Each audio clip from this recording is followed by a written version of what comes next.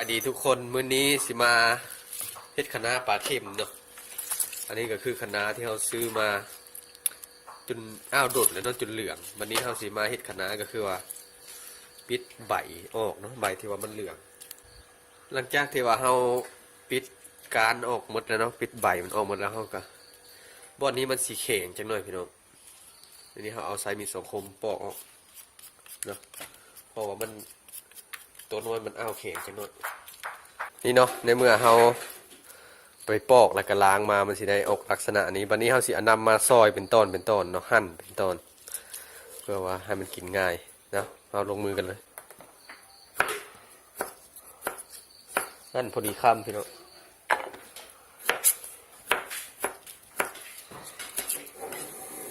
เนาะคะน้าฮ่องกง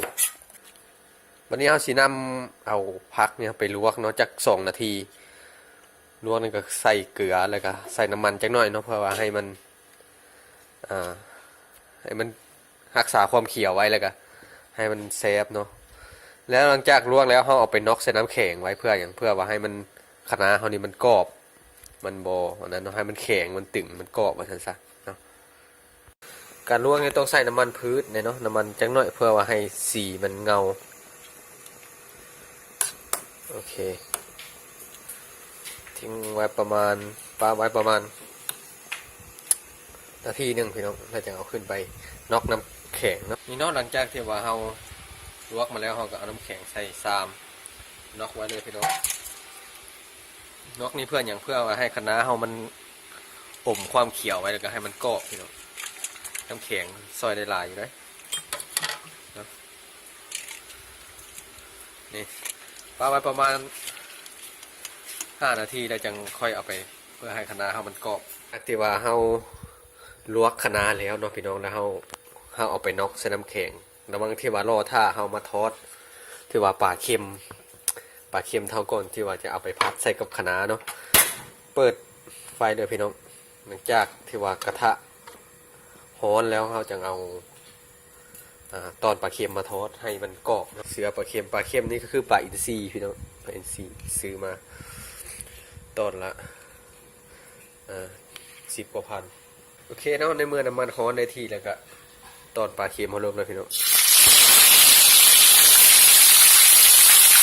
จะไฟปานกลางพี่น้องไม่ต้องเห็ดไฟแห้งเลยเพราะว่ามันสิไหม้ก่อนสุกทอดจนว่ากว่าปลาเค็มเขาสิกรอบแล้วเนาะสิขออนุญาตไปที่ว่าทอดแล้วเนาะจากที่ว่าเขาทอดมาแล้วพี่น้องเขาก็เอามาบีให้เป็นต้นน้อยๆพี่น้องนี่เนาะ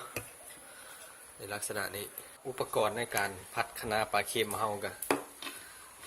มีคะน้าลวกน็อกน้ำแข็งเนาะคือที่เขาได้บอกแล้วก็เพชรสีฟ้าพี่น้องกระเทียมซับมาเข้าใจรักมันก็คือว่าปลาเค็มเนาะสำหรับเครื่องปรุงเนาะเครื่องปรุงก็สิมีอยู่สี่อย่างด้วยกัน5 อย่างพี่น้องนั่นก็มีน้ำมันหอยพี่น้องน้ำปลาแล้วก็ซอสปลาเขียวแล้วก็ซีอิ๊วขาวน้ำตาลทรายเนาะสำหรับที่ว่าเครื่องปรุงหรือว่าอุปกรณ์เราพร้อมแล้วเขาก็นำไปผัดกันเลยพี่น้องโอเคเนาะหลังจากนั้นเขาก็ตั้งกระทะให้มันร้อนพี่น้องในเมื่อกระทะร้อนแล้วก็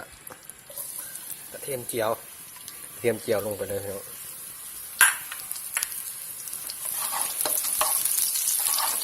โอเค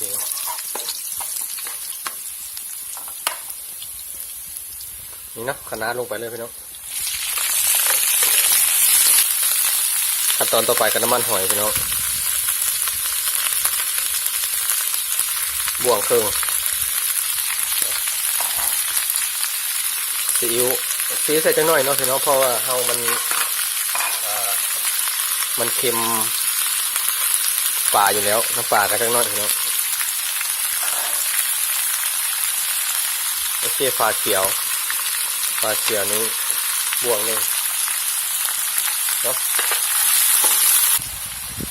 ถ้าตอนนี้เอานี้ลงเลยพริกสีฟ้าแต่งสีกันพี่น้อง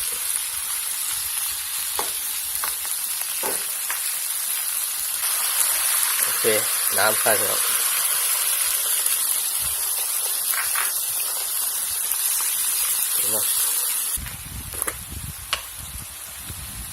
ขั้นตอนต่อไปพี่น้องน้ำตาลเครื่องบวงตัดเค็มโ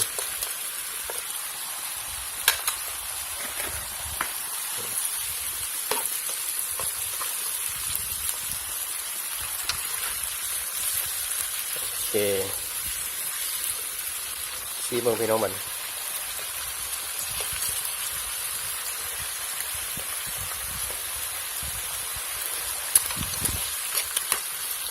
มันจะออกหวานๆเข้มๆจังหน่อยโมเมนต์เข้มเลยเข้ม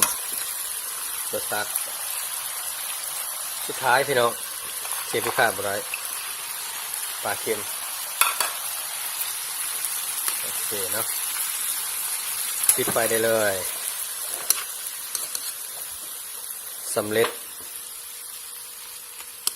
คะน้าปลาเค็มสูตรครัวบ้านนอกพี่น้องใครสนใจก็เฮ็ด ตามสูตรนี้เบิ่งเนาะเฮ็ดได้เนาะเฮ็ดเองแซ่บเองพี่น้อง